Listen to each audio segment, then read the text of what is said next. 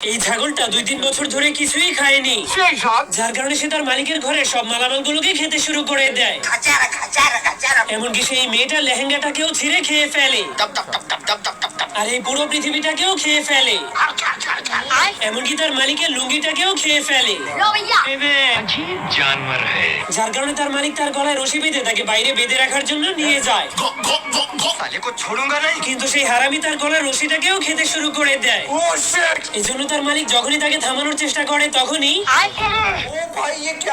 যার কারণে সে অনেক রেগে তাকে একটা লোহার টাওয়ারের সঙ্গে বেঁধে দেয়। কিন্তু যখনই সে ঘরে চলে যেতে শুরু করে তখনই সে পিছনে তাকালেই দেখতে পায় সেই হারামি পুরো টাওয়ারটাকেই খেয়ে ফেলেছে। এই জন্য তার মালিক তার হাত থেকে মুক্তি পাওয়ার জন্য তাকে একটা ঘুড়ির সঙ্গে বেঁধে আকাশে উড়িয়ে দেয়। কিন্তু শয়তান ছাগলটা ঘুড়ির সুতোগুলোকে খেতে খেতে আবারও ফিরে আসে।